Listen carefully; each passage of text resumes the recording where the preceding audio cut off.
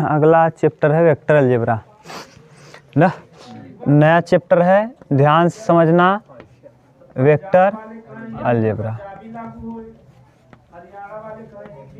ठीक, vector algebra, सदिश बीजगणित, सदिश बीजगणित।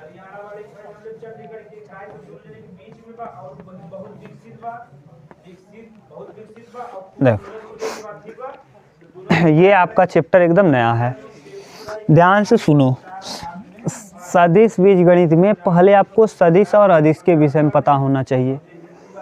सदिश, अदिश और प्रदिश 3 प्रकार की भौतिक राशियां होती हैं।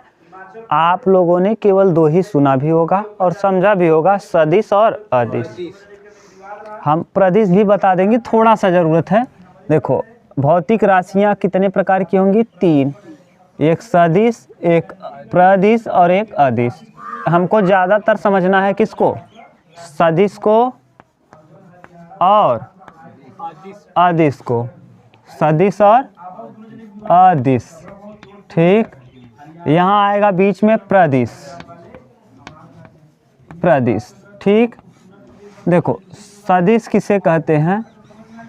ऐसी भौतिक राशियाँ जिन्हें व्यक्त करने के लिए परिमाण के साथ साथ दिशा भी आवश्यक हो। परिमाण के साथ साथ क्या आवश्यक हो? हाँ, परिमाण भी जरूरी हो और परिमाण के साथ साथ क्या जरूरी हो? दिशा। ऐसी भौतिक राशियों को हम सदिश राशियाँ कहते हैं। जैसे बल एक कैसी राशि है? हाँ, बल किसी दिशा में लगता है। त्वरण एक कैसी राशि है? वेग एक कैसी राशि है?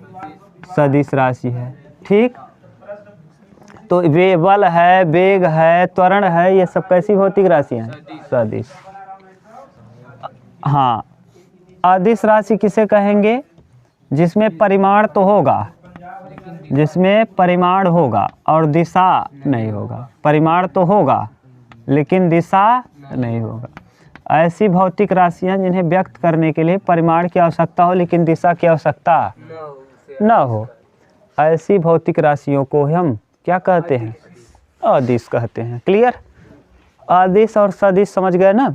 जैसे हम अगर कह दें द्रव्यमान, द्रव्यमान, द्रव्यमान क्या है? अदिश राशि है। कार्य एक क्या राशि है? कार्य, कार्य भी अदिश राशि है। Ability of doing work is known as energy. कार्य करने की क्षमता को ही ऊर्जा कहते हो। एनर्जी भी एक प्रकार की कैसी राशि है? अदिश। ठीक, तो अदिश समय क्या है? समय एक अदिश राशि है। पहले आप इसमें बताओ परिमाण समझ रहे हो कि नहीं? दिशा मतलब जैसे हम कहें वह 2 किलोमीटर पूर्व जाता है, तो ये सदिश है कि अदिश है? सदिश है। 2 किलोमीटर परिमाण हो गया और पूर्व दिशा हो गया, तो सदिश का मतलब समझ है? परिमाण के साथ साथ इसमें क्या आ गया है? दिशा। तो जिसमें परिमाण के साथ साथ दिशा भी हो उसे हम सदिश। एक आता है बल आघूर्ण। ठीक, बल आघूर्ण, बल आघूर्ण को हम कहते हैं अदिश राशि। बल आघूर्ण टाउ से प्रदर्शित करते हैं ना। इसे प्रदिश क्यों कहते हैं? क्योंकि ये ना ऐसी राशि है जो जिसमें दिशा तो होता है। वैसे अगर नॉर्मल देखोगे तो इसमें परिमाण भी होता है और दिशा भी। परिमाण भी होता है और क्या होता है? दिशा दोनों होता है। तो इसका मतलब आपको कह देना चाहिए क्या है? सदिश है। अगर परिमाण भी है और दिशा भी है तो इसको हमको क्या कहना है? सदिश। लेकिन आपके यहाँ जो हाई स्कूल इंटर में जो आप किताब पढ़ोगे इसमें अगर बल आघूर्ण आएगा भी ना तो हम इसको सदिश मानेंगे। लेकिन अगर डीप थोड़ा सा पढ़ोगे आप, लेवल बढ़ा के आप, तो वहाँ देखोगे ना कि प्रदिश राशियाँ वे राशियाँ होती हैं जो जिसमें परिमाण और दिशा तो होता है लेकिन सदिश के योग नियम का पालन नहीं करती। योग नियम का पालन ये नहीं करती, इसमें परिमाण और दिशा दोनों होगा लेकिन सदिश के योग के नियम का पालन नहीं करती। तो ऐसी भौतिक राशियों को हम क्या कहते हैं? प्रदिश। बोलो अब क्लियर हुआ? यानी जो ये सदिश राशि होगी ना इसमें परिमाण भी होगा, दिशा भी होगा और योग के नियम का, सदिशों के योग के नियम का पालन भी करेंगी। ये क्या होगा? माने ऐसी भौतिक राशि जिसमें परिमाण भी हो, दिशा भी हो, लेकिन योग सदिशों के योग के नियम का पालन न करे। क्लियर। और अदिश तो जानते ही हो, जिसमें परिमाण तो हो लेकिन दिशा न हो। ठीक, ये है सदिश। अब सदिश के विषय में इतनी जानकारी हो गई, क्योंकि सदिश और उसके बाद हम लोगों को पढ़ना है क्या, बीजगणित। तो पहले सदिश के बारे में हमको पता चल गया। अब बीजगणित मतलब अलजेब्रिक टर्म आप कक्षा 10 से ही पढ़ते आ रहे हो, 2 चरों वाला रैखिक समीकरण, 3 चर वाला। अब पहले आप समझ लो सदिशों के क्या प्रकार, सदिश कितने प्रकार का हो सकता है। ठीक, अगर सदिशों के प्रकार देख लोगे तो आपका काम क्लियर। तो इतना अगर कहीं दिक्कत हो तो बताओ, नहीं तो हम इसको मिटा दें, आप जानते ही होंगे इतना ना, इतना नॉर्मल चीज़ है, आप जानते हैं। ठीक, ये पढ़ा भी होगा आप इस 11 में अभी। चलो देखो, अब इसमें हम लोगों को क्या देखना है।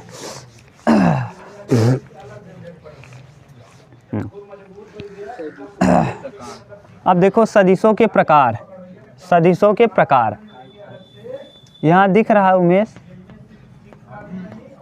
सदिशों के प्रकार। अब सदिशों के प्रकार देखो, पहला सदिश जो है, पहला सह आदिम सदिश, पहले का नाम क्या है, सह आदिम सदिश, सह आदिम सदिश, सह आदिम सदिश। पहले सदिश का प्रकार है सह आदिम सदिश। यदि दो सदिशों का ना प्रारंभिक बिंदु एक ही हो, यदि दो सदिशों का प्रारंभिक बिंदु एक ही हो तो ऐसे सदिश को हम क्या कहते हैं, सह आदिम सदिश। परिमाण समान हो या ना हो उससे हमको लेना देना नहीं। जैसे ये है, देखो जैसे यहाँ मान लो ए पॉइंट है, यहाँ से एक बिंदु है, यहाँ से एक सदिश निकला, यहाँ से एक सदिश निकला। देखो इसका परिमाण क्या है, ये इसका प्रारंभिक बिंदु क्या है, एक ही है। इस सदिश को मान लो वेक्टर बी और इस सदिश को मान लो वेक्टर सी। ये यहाँ नहीं, जहाँ से निकल रहा है ये बिंदु ए है। तो हम कह क्या रहे हैं, यदि दो सदिश का प्रारंभिक बिंदु एक ही हो तो ऐसे सदिशों को सह आदिम सदिश कहते हैं। ठीक, तो लिख दें यहाँ, यदि दो सदिशों का प्रारंभिक बिंदु, यदि दो सदिशों का प्रारंभिक बिंदु, हाँ प्रारंभिक बिंदु एक ही हो, बिंदु एक ही हो तो उसे क्या कहते हैं, सह आदिम सदिश, सह आदिम सदिश कहते हैं, आदिम सदिश कहते हैं। ठीक, ये पहला प्रकार हुआ, सदिश कहते हैं। ठीक, दूसरा सदिश का प्रकार, हाँ संरेख या समांतर सदिश, संरेख या समांतर। ठीक, अब ध्यान से सुनो, संरेख या समांतर सदिश ऐसे दो सदिश जो आपस में समांतर हों तथा जिनका परिमाण बराबर हो आवश्यक नहीं है। यानी ये जैसे ये देखो, ये वाला और ये वाला, हो सकता है ये बड़ा भी हो लेकिन ये दोनों आपस में क्या हैं, पैरेलल हैं। ये दिशा अलग भी हो सकता है, देखो इसको थोड़ा और छोटा कर दो, ये तीनों आपस में क्या हैं, पैरेलल हैं, क्या हैं, पैरेलल हैं। तो ऐसे सदिशों को समांतर सदिश कहते हैं। यदि दो या दो से अधिक सदिश आपस में समांतर हों तो ऐसे सदिशों को समांतर सदिश कहा जाता है। इनका दिशा समांतर हो भी, इनकी दिशाएं एक हो सकती हैं या दिशाएं भिन्न हो, कोई ज़रूरी नहीं।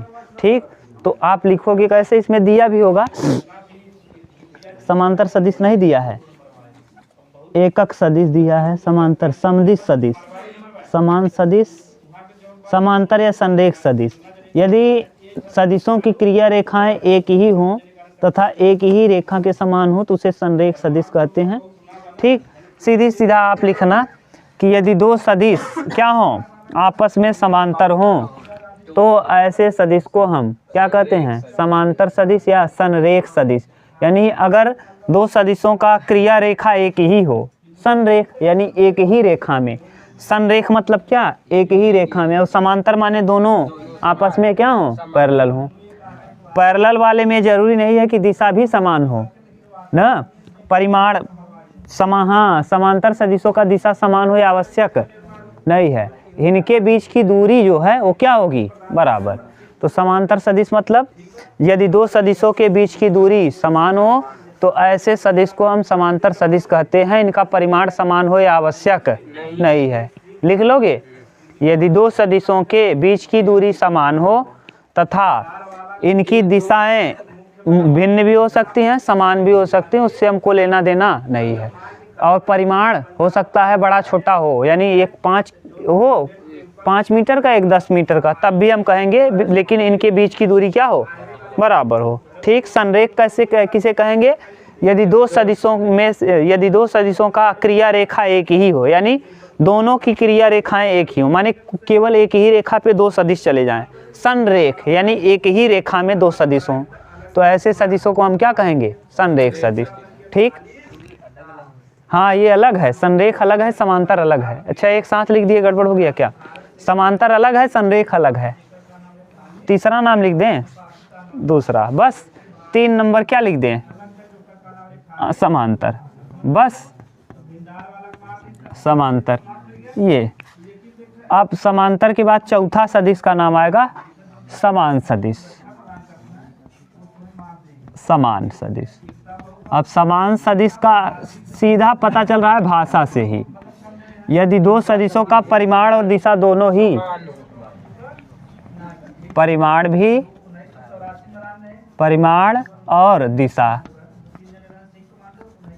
और दिशा दोनों क्या हो, समान, और ये किस में लगेगा, 2 में। देखो 2 में, तो आप बोल रहे हैं, आप क्या बोल सकते हो कि नहीं, यदि दो सदिशों के परिमाण व दिशा समान हो तो ऐसे सदिश को हम समान सदिश कहते हैं। जैसे ये मान लो 3 मीटर है, ये भी 3 मीटर है, ये भी पूर्व की दिशा में है और ये भी पूर्व की दिशा में है। बताओ इसका परिमाण और दिशा दोनों क्या है, तो ऐसे ही सदिश को हम क्या कहते हैं, समान सदिश। ऋण सदिश देखो, ऋण 5वां, ऋण सदिश, ऋण सदिश। यदि दो सदिशों के परिमाण जो है, जो दो सदिशों की दिशाएं अगर भिन्न हो, दिशा क्या हो, भिन्न, दिशा भिन्न हो न, परिमाण अलग अलग हो, परिमाण अगर एक हो जाएगा तो शून्य सदिश बन जाएगा। परिमाण भिन्न हो, परिमाण भी क्या हो, भिन्न। ऐसा लिख क्यों दिए, देखो अभी हम समझा रहे हैं। देखो अगर दिशा भिन्न है तो एक तो मान लो 4 इकाई रहेगा, और दिशा अगर भिन्न है, अगर ये देखो इस तरफ है तो ये इस तरफ आएगा तो -4 लिखोगे, क्योंकि उस तरफ को प्लस ले रहे हो तो इस तरफ को।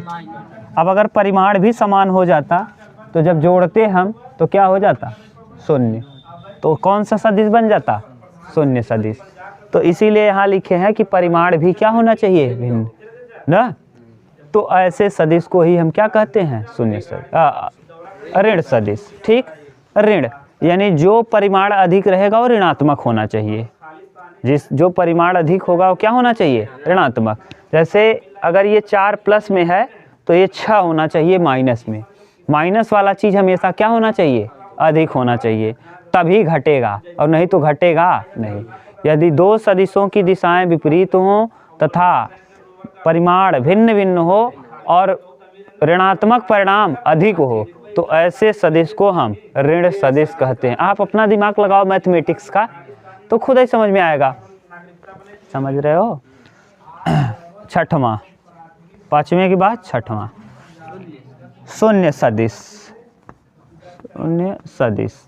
अब शून्य सदिश में दो वही हो जाएगा, परिमाण भी भिन्न और दिशा, परिमाण भी समान, दिशा तो भिन्न होगी, दिशा भिन्न, दिशा भिन्न, लेकिन क्या समान होगा, परिमाण, परिमाण क्या होगा, समान। जैसे ये है, ए है और ये माइनस ए है, जोड़ो a प्लस माइनस ए कितना आ जाएगा 0। ऐसे सदिश को क्या कहते हैं? शून्य सदिश। बोलो, कहीं दिक्कत हो तो बताओ। शून्य सदिश के बाद देखो और कुछ दिया है, इकाई सदिश। इकाई ऐसा सदिश जिसका परिमाण मापांक 1 हो, और इकाई सदिश को आप दिखाते कैसे हो? मॉड ए कैप से। तो mod A upon vector A, mod A upon vector, यही होता है, इसे कहते हैं इकाई सदिश। ठीक, एकांक वेक्टर। ये था सदिशों के विषय में थोड़ी बहुत जानकारी जो आपको जानना है ना। सहादिम सदिश, ऐसे सदिश जिनका प्रारंभिक बिंदु एक ही हो, ऐसे सदिशों को सहादिम सदिश कहा जाता है। संरेख सदिश, जिनका क्रिया रेखा एक ही हो, या ऐसे दो सदिश जो एक ही रेखा में हो, ऐसे दो सदिशों को संरेख सदिश कहा जाता है। परिमाण दिशा एक उसी पे हो सकता है उसी पर से जाए, हो सकता है। देखो ये भी संरेख है, ये देखो दोनों क्या हैं? एक ही रेखा में जा रहे हैं और विपरीत भी हैं। हो सकता है ये देखो ऐसे था, इसी के ऊपर एक और चला गया है, संरेख भी है और दिशा भी वही है। हाँ, दोनों हो सकता है। ठीक, इतना उतारो, फिर हम और देख लेते हैं। चलो देखो, ठीक बाबा ने देखा भाई साहब। क्वेश्चन नंबर फर्स्ट, अमरावती वाला कुल छेद करे रहा। पश्चिम से 50, दक्षिण में 20 किमी के विस्थापन का आरेखीय निरूपण कीजिए। पश्चिम से 50 अंश के कोण,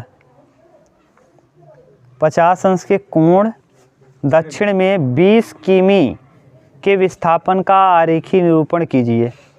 ध्यान से सुनना, ये पहला प्रश्न है। पहले प्रश्न में कहा क्या रहा? ये है पूरब, ये क्या है? पश्चिम, ये क्या है? उत्तर, और ये क्या है? दक्षिण। ठीक, प्रश्न कहा है ना कि पश्चिम से 50 अंश के, दक्षिण में 20 किमी। पश्चिम से 50 अंश, पश्चिम से 50 अंश कुछ इस तरह से होगा, ये ना, ये पश्चिम से 50 अंश, पूरब, ये पूरब है, ये पश्चिम है। पश्चिम से 50 अंश दक्षिण में, और दक्षिण में 20 डिग्री। अब दक्षिण में 20 डिग्री यानी पश्चिम से 50, दक्षिण में ये विस्थापन। पश्चिम से ये देखो, ये कितना है? 50 डिग्री के, और कितना दूरी? 20 की। परिमाण, ये जो रेखा है कितने डिग्री पे है? 50 डिग्री। और कितना इसका परिमाण है? 20 की। यही है निरूपण। ये पहला, इसी का दूसरा निरूपण देखो, पहले में ही उत्तर से 30 डिग्री पूर्व में, उत्तर, ये सब रीजनिंग का प्रश्न है। उत्तर से 30 डिग्री पूर्व में, देखो ये पूर्व है, ये पश्चिम है, ये उत्तर है। उत्तर से 30 डिग्री, ये देखो उत्तर से 30 डिग्री किस दिशा में? पूर्व में। उत्तर से 30 डिग्री पूर्व में कितना परिमाण दिया है? 40 किमी।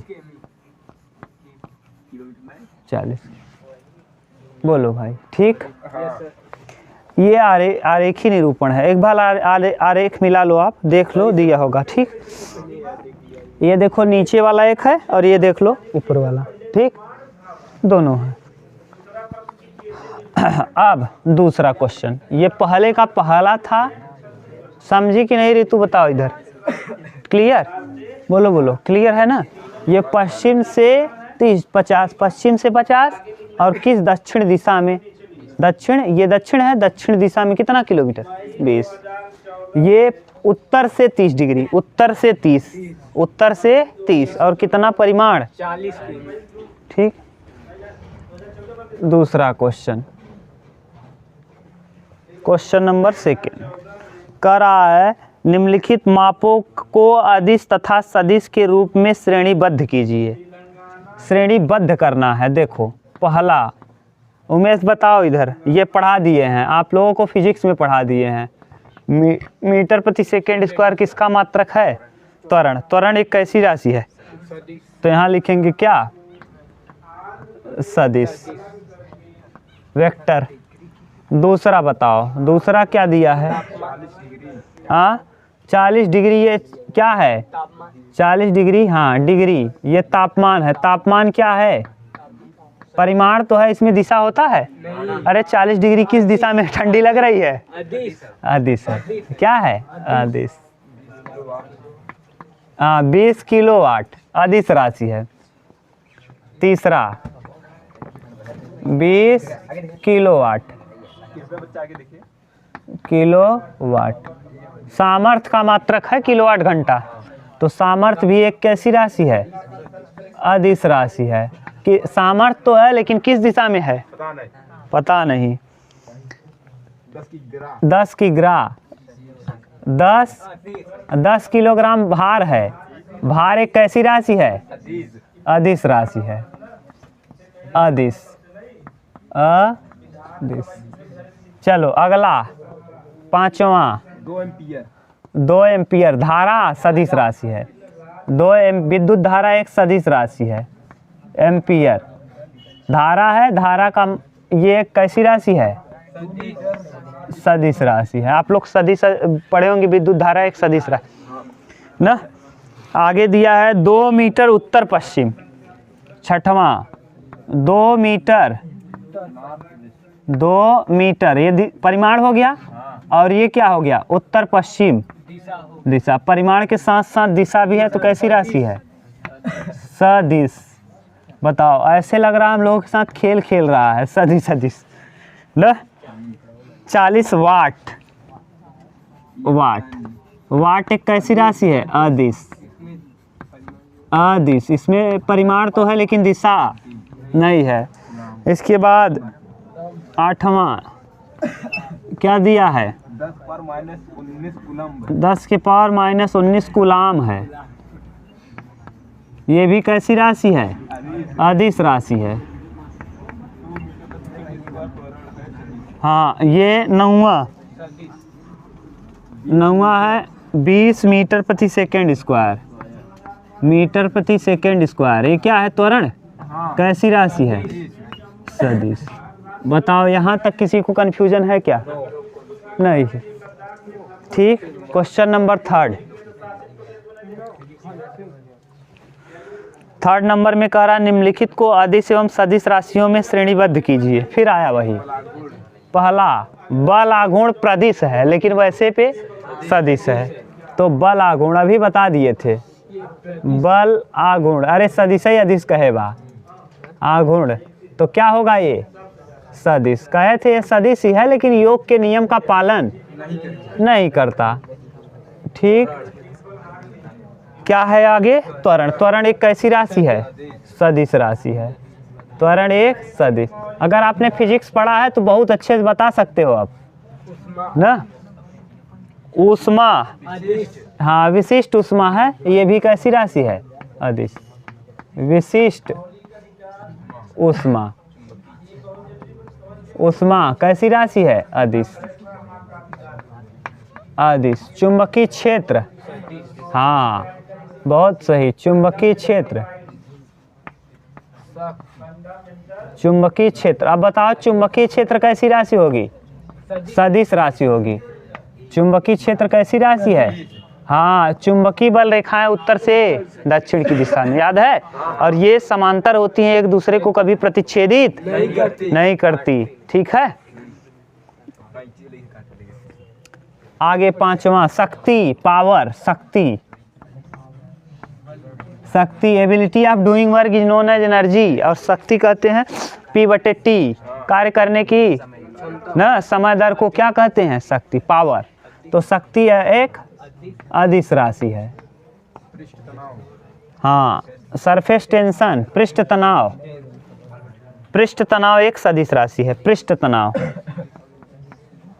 पृष्ठ तनाव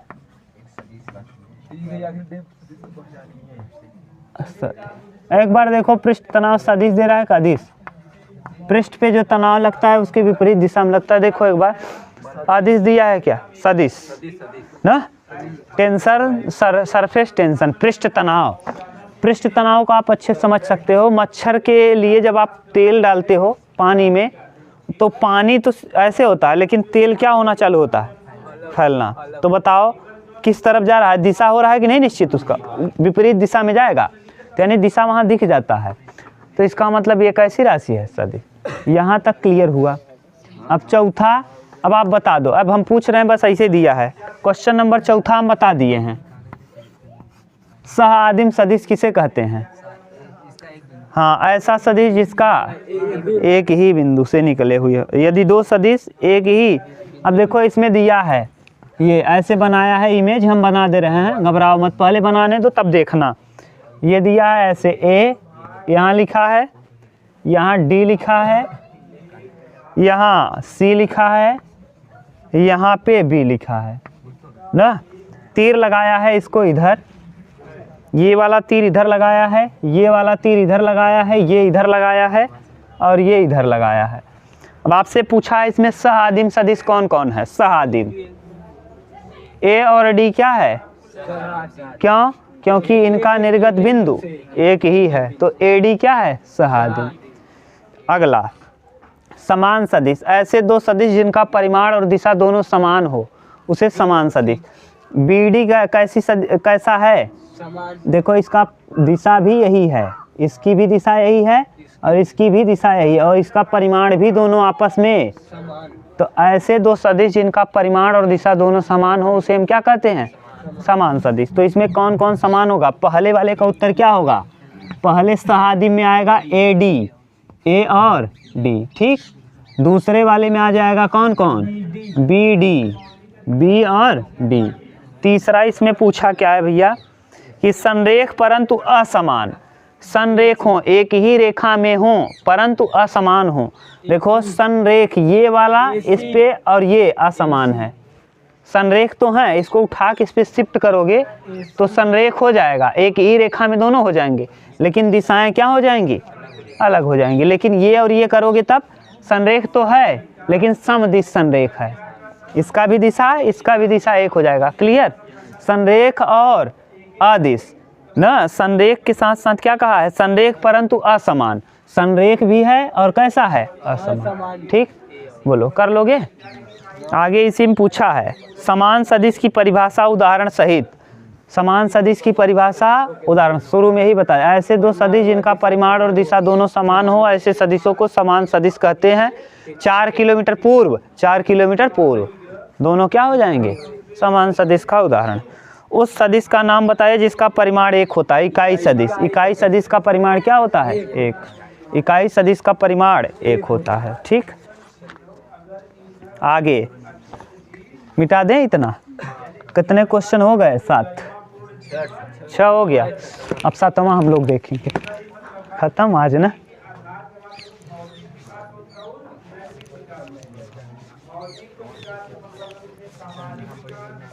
आज वाला आसान है ना विशाल? बहुत सिंपल है, बस बताना।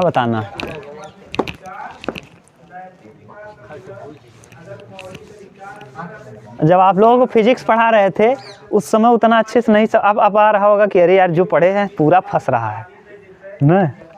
हाँ, कार्य, हाँ हाँ, बल लगाकर बल की दिशा में किसी वस्तु को विस्थापित कर देना न कार्य कहलाता है। लेकिन वो दिशा चेंज हो जाए, जैसे कोई आप किसी चीज़ को बांध लो, अरे मिठाई का डब्बा खूब घुमाए होगा, दिशा बल लगा हुआ था तू ऊपर की तरफ, और मिठाई ऐसे देखा, ये क्या है तो यहाँ आया मान ले दे, ठीक, या ले के डोला था, या रस्सी बांध ले या दे एक के बांध ले है, हाँ उल्टा कह दिया इधर, ठीक, ये इधर से एक बांधे है मिठाई का डब्बा या और गिर्रावत है। बतावा एकर जोनी घस के कहाँ घस के और तहार दिशा कहाँ लगाता, बल लगाता ऊपर और घसकता, बतावा दिशा बल की दिशा में जा रहा है, लेकिन वास्तव में वो एकदम दिशा में जा रहा है कि थोड़ा शिफ्ट है, जमीन को पकड़ के चलेगा। और दिशा आप लगाओगे इससे ऊपर की तरफ तिरछा अटैच ना, हाँ? अगर मान लो धकेल रहे हो जैसे इसे पूरा सरका रहे हो तब लग रहा है, लेकिन पूरा कंडीशन कोई भी नियम कानून तभी सत्य माना जाता है जब सब जगह एकदम क्लियर हो। जैसे श्रीधराचार्य का नियम -b + -√b² - 4ac आप चाहे जहाँ लगाओगे, चाहे जिस द्विघात में लगा दो, कहीं फेल होगा? नहीं फेल होगा। जिसको आप जानते हो, जैसे x² - 5x + 6 उसको जानते हो, 3 दूना 6, नहीं समझ में आ रहा है वहाँ पुट करोगे तब भी देगा। लेकिन यहाँ जब ऐसे घसीट के बैठ के ऐसे ठेलोगे तो उसी दिशा में जाएगा जिधर ठेलोगे, लेकिन जब ऊपर ऐसे खड़े होके खींचोगे तब हाँ, तो वहाँ कंडीशन लग जाएगा ना। तो जहाँ कंडीशन आ गया माने इसका मतलब सार्वभौमिक सत्य। तो जहाँ सार्वभौमिक सत्य नहीं है उसको कैसे कह लोगे कि ये सदिश है? एक के लिए तो आप धकेलने के लिए सदिश बता लोगे, लेकिन जब खींचने के लिए नहीं बता पाओगे। और कोई चीज़ सत्य तब मानी जाती है जब सबके लिए सत्य हो। हाँ हाँ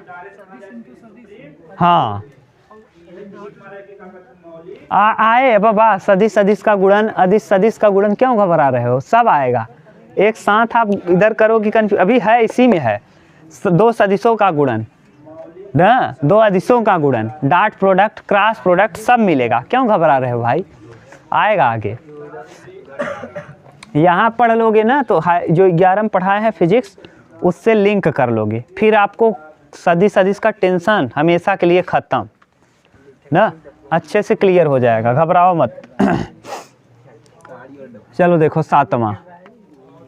अरे माटी भर के हम लोग बहुत छोटे थे किए थे यार, बचपन में माटी डिब्बा में भर लेते थे, जहाँ धूल रहता था वहाँ खींचते थे, जैसे निशान पड़े तो मज़ा आए ना। चप्पल काट करके क्या करते थे, चप्पल काट कर पाइप में डाल के गड़ारी चलाते थे ना, बहुत टायर लेकर के एक डंडी लेके धड़ाधड़ मारते थे। सब किए हैं यार, कौन नहीं किया है? बचपन में तो सब करते हो। बचपना ही एक ऐसा है जिसको जी लेना चाहिए अच्छे से। सदिश राशियों के प्रारंभिक तथा अंतिम बिंदुओं को किससे निरूपित करते हैं? सदिश राशियों के प्रारंभिक और अंतिम बिंदु को, प्रारंभिक बिंदु को देखो, ये सदिश राशि है, इसके प्रारंभिक बिंदु को ऐसे डिनोट करते हैं, अंतिम बिंदु को किससे? तीर से। तो प्रारंभिक बिंदु को पॉइंट से और अंतिम बिंदु को तीर से। देखो दिया होगा, प्रारंभिक बिंदुओं को किससे? बिंदु से, तथा अंतिम बिंदु को एरो से, यानी हाँ वे तीर से दर्शाया जाता है। हाँ, कभी कभी जैसे सदिश राशियों को लिखने के लिए इसके ऊपर वेक्टर लगा देते हैं, और कभी कभी हाँ वही भैया, इसको टेल कहते हैं और इसको हेड कहते हैं। टेल माने क्या? पूंछ। हेड माने सिर, तो इसे टेल कहते हैं, टेल। और इसे क्या कहते हैं? हेड। ठीक, हेड। ठीक। कभी अब देखो सदिशों को ऐसे भी व्यक्त कर सकते हो, और थोड़ा मोटा, आजकल की एनसीईआरटी जो है ना मोटा कर दे रही है ना, एनसीईआरटी आजकल की, जैसे इसी चीज़ को ऐसे मोटा कर दोगे ना तो आपको इसका मतलब ये भी सदिश है। वेक्टर नहीं लगाना चाहते तो इसी को क्या कर दो, थोड़ा सा, हाँ थोड़ा सा मोटा कर दो, डार्क कर दो ना। तो सदिशों को ऐसे भी व्यक्त कर सकते हो, और डार्क करके थोड़ा सा मोटा ना, डार्क दिखा दोगे तब भी सदिश का निरूपण है। लेकिन वो आप लोगों के कक्षा 11 वाले फिजिक्स में दिया, एनसीईआरटी में यही दिया है, ये नहीं यूज किया है। और यहाँ हम लोग मैथ पढ़ रहे हैं तो मैथ में केवल और केवल क्या रहेगा? डायरेक्ट। ठीक। ये 8वां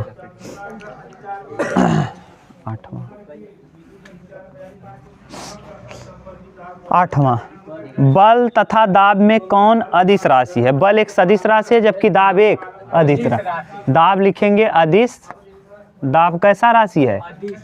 अदिश। और बल एक कैसी राशि है? बल एक सदिश राशि है। बल किसे कहते हैं? बल वह बाह्य कारक है जो किसी वस्तु की स्थिति में परिवर्तन कर देता है या परिवर्तन करने का प्रयास करता है। या तो कर लोगे, अगर आपके भार से कम है तो कर लोगे, और आपके भार से हाथी को आप घसका पाओगे? क्यों? क्योंकि आपके भार से उसका भार ज़्यादा है, और आपसे अगर कम है तो उसको घसका लोगे। तो बल वह बाह्य कारक है जो किसी वस्तु की स्थिति में परिवर्तन कर देता है या परिवर्तन करने का प्रयास करता है। ठीक। दाब को किससे मापते हो? पास्कल में। दाब को मापने के लिए पास्कल। बल को न्यूटन में, बल को किस में, न्यूटन में। ठीक, 1 न्यूटन बराबर कितना डाइन, 10 के पावर 5 डाइन। तो इसीलिए किसी को न्यूटन कहते हो समझ लो, किसी महिला को आप कह दो आप तो न्यूटन हो, तो इसका मतलब वो 10 की पावर 5 डाइन है। हाँ, डायरेक्ट कहोगे तो मार खा जाओगे ना, डायरेक्ट मत बोलना, न्यूटन वाला सिस्टम बताना ना, समझ गए। डायरेक्ट बोलोगे तो लात खाओगी। क्या बोलोगे, तो आप तो न्यूटन से महान हो ना, डबल न्यूटन हो, यानी डबल डाइन, यानी 10 की पावर 10 डाइन। समझ गए ना। चलो अगला देखो। निम्नलिखित को अदिश एवं सदिश राशियों के रूप में श्रेणीबद्ध कीजिए। समय बताओ, ये समय कैसी राशि है, समय एक अदिश राशि है। समय कालांश, ऐसे कालांश लिख दिया है कंफ्यूज करने के लिए।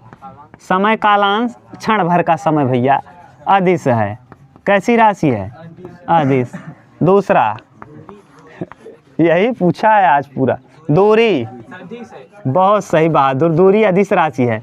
हम 5 किलोमीटर कहा तो 5 किलोमीटर परिमाण तब दिशा कौन है कहती, 5 किलोमीटर दूरी है कि नहीं, किस दिशा में है, तब अदिश। अरे अपना दिमाग लगाया करो। वेग, वेग एक सदिश राशि है, वेग एक सदिश राशि, लेकिन चाल अदिश राशि है। वेग एक सदिश राशि है, लेकिन चाल एक अदिश राशि है। ठीक, आगे दिया है बल, बल बताओ, बल, बल एक सदिश राशि है, तो बल भी एक कैसी राशि है, अभी बताए हैं, लिखे भी हैं क्या यहीं, बल एक सदिश राशि है। तीसरा ये था, चौथा ये लिखवा दिए गधा, ये चौथा है। पांचवा कार्य, अभी बता दिए थे, कार्य कैसी राशि है, अदिश राशि है, अदिश। बोलो, ठीक। ये है, निम्नलिखित का उत्तर सत्य अथवा असत्य के रूप में दीजिए। Question number 10। वेक्टर ए तथा माइनस वेक्टर ए संरेख हैं, सत्य है। वेक्टर ए, देखो वेक्टर ए और माइनस वेक्टर ए संरेख हैं। उमेश बताओ, ये दोनों संरेख हैं कि नहीं, नहीं, शून्य हो जाएंगे। क्या बताओ क्या होगा, सत्य कि असत्य, असत्य। ठीक, मिला लो, ये पहला है। दूसरा, दो संरेख सदिशों का परिमाण सदैव समान होता है, जरूरी नहीं है, असत्य। संरेख है तो इसका जरूर मतलब नहीं है कि समान हो ही परिमाण। आगे आगे क्या कह रहा है, समान परिमाण वाले दो सदिश संरेख होते हैं। समान परिमाण वाले दो सदिश संरेख होते हैं, समान परिमाण हो और दो सदिश संरेख होंगे, समान परिमाण हो, नहीं कहाँ निकलेगा, उसी पे टिक जाएगा तो गड़बड़ हो जाएगा, असत्य ना, समान लगा गड़बड़ हो जाएगा, ये जान लो। अरे उसी पे टिक जाएगा, पहचान कैसे पाओगे कि दो सदिश है। जैसे एक सदिश ये है, इसका परिमाण भी वही है, इसका परिमाण भी, बताओ कितने सदिश दिख रहे हैं इसमें। और अगर थोड़ा सा ये आगे होता है ऐसे तब, अब सही है। अगला एक और दिया है, समान परिमाण वाले दो सदिश संरेख सदिश समान होते हैं, असत्य। देख लो पूरा खत्म। ठीक, पहला सत्य देता, पहला सत्य। अच्छा हाँ सही है, क्या संरेख कहा है ना, हाँ संरेख का ये है कंडीशन, ये पॉइंट है, ये किस रेखा में है, दोनों एक ही, तो इसका मतलब ये शून्य सदिश भी होगा। और कौन सा सदिश होगा, शून्य के साथ साथ संरेख भी होगा, सही है। शून्य के साथ साथ क्या है, अरे देखो एक ही रेखा में है, ये दोनों एक ही रेखा में है, बस इनका दिशा क्या है, विपरीत। एक ही रेखा में है, दिशाएं विपरीत है, संरेख के साथ साथ शून्य भी है, परिमाण को जोड़ोगे तो क्या हो जाएगा, शून्य। ठीक, चलो अब देखो पूरा है, पूरा सत्य सत्य सत्य सत्य, पूरा सत्य होगा एक सत्य, एक सत्य बाकी सब असत्य। ठीक, ये भी असत्य है। लिखे नहीं है, लिख लो। ये हुआ आपका चैप्टर फिनिश। प्रश्नावली कितना 10A फिनिश। ठीक।